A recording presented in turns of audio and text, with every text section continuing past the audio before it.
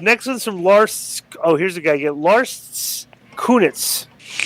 The subject is actors on steroids. Hey guys, especially Conan. Dude, you've been very open about how you used to use steroids back in the day, so this question is mostly for you.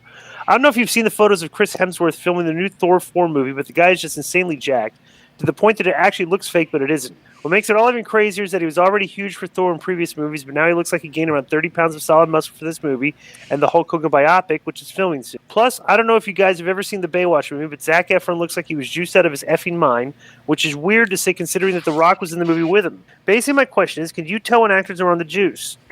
Plus, what are your expectations for Hemsworth playing Hogan? It's being directed by the guy who did the Joker.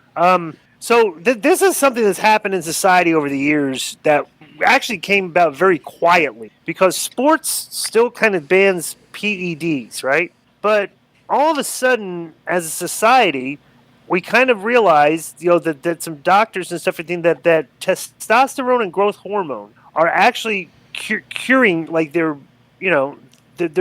medical benefits, medicinal properties and benefits. Right. Yeah. So now you can basically go and get your testosterone levels checked. Everything they're low. You can take testosterone and growth hormone, which is basically people can legally go now and get the juice because of your testosterone, TRT, testosterone replacement therapy stuff. It's like a thing now, and like it's quietly become a thing because like we talk about it's testosterone. It's under a different name. But we're giving people steroids legally now. It's just not allowed in sports.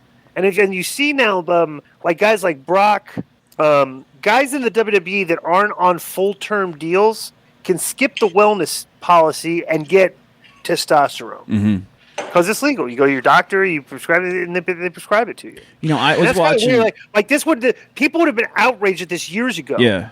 But then we realized, like, wait a second. It's like we can't just say steroids and have this negative connotation that's been given to it. It's like a lot of the steroids that you take all the steroids you take are medicinal and they're used. They're actual drugs that have purposes, right? So you get prescription steroids. You take them, which is what has happened now. They've made it basically legal for people to give people steroids. What did they always say? The ones the ones that you would take by your mouth were the ones that were really bad for your liver. But so it's preferable and safer to do the injections. Isn't that what I always read? I don't know. I don't do the testosterone. I may do it eventually, but my testosterone level's fine right now. But there's obvious.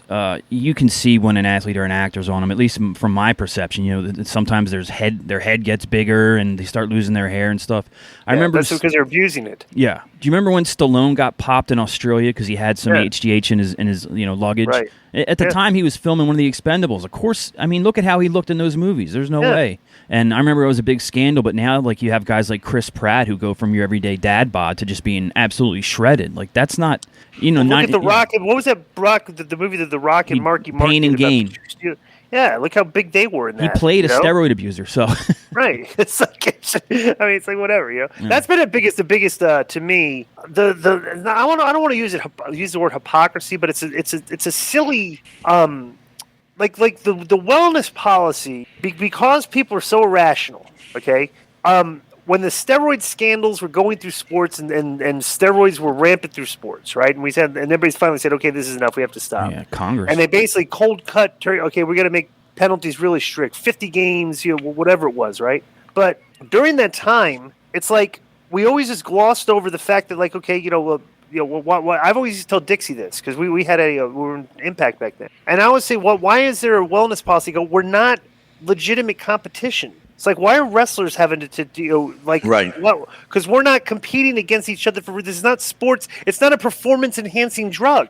It's just something that makes us look better aesthetically, like the actors are doing. Mm-hmm. And like this, we're on TV. We're just they make us look a certain way. There's no competitive disadvantage because we're not literally. I think that maybe because actors probably had the money to go with doctors and do it right, and a lot of wrestlers were abusing it. You know what I'm saying? Because you find a lot of guys with enlarged hearts and like that. Well, wrestlers should be going to these testosterone doctors and everything, get some prescriptions. Right, because it's like the fountain of youth. Right. Yeah. They look. I have friends of mine. A friend of mine is a Christian. He opened up one of these places Because he all of a sudden, I come home like I used to play poker with the guys. This regular, I looked, he was jacked. He had abs, his shoulders, and I was like, Jesus, look good. Yeah, I've been taking the testosterone and stuff. Now it's like, I mean, I don't understand. Like the business kind of needs this.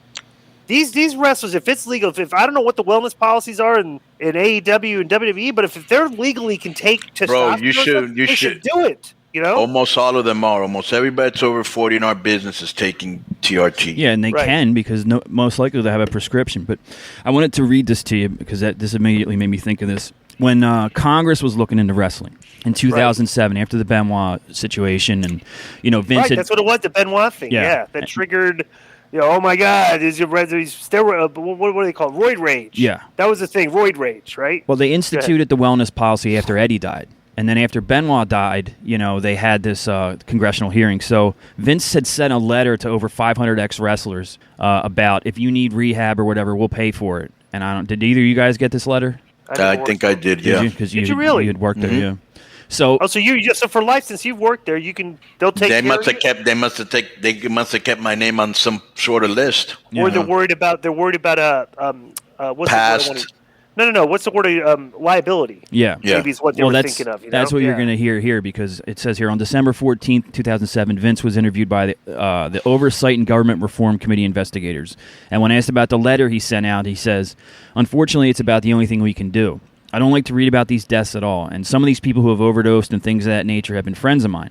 It's upsetting on every conceivable front. So, as a not necessarily responsible, but I think I would like to throw in responsible as well, corporate member of society, notwithstanding, again, the fact that I'm a human being, I don't know anything else we can do other than to extend that service or whatever to someone who may have a problem." When asked what motivated the letter, Vince said 2 words, public relations. That's it. Yep. I do not feel any sense of responsibility for anyone of whatever their age is who has passed along and has had bad habits and overdoses for drugs. Sorry, I don't feel any responsibility for that. Nonetheless, that's why we're sending this letter. It's a magnanimous gesture. So he literally admitted that the letter, and it's PR. It's obviously PR. Yeah. Okay, because look at the guy. He's been doing this for years, and he's 70-something years old and looks fantastic, and works 7 days a week and only sleeps 4 hours a night. And he's looking like I've been, like he's wondering, it's just PR, but it probably had to piss him off, thinking that now these guys get it because he's on himself, right? Yeah. Yep. And he looks great. It's like, all right. Yo, what up? This is Conan, and I host Keeping It 100. My co-host, Disco Inferno, unfortunately. Well, I'd say you're my co-host. Listen, every Thursday here on Spreaker, we talk pro wrestling, sports, movies, music, TV, pop culture, and some politics. It's everything the rest of the pro wrestling podcasts are not. Tune in to hear myself, the superior one, educate and inform. Tune in to hear me bury Disco. That's very disrespectful. Join us every Thursday on Spreaker and keep it 100. Boom!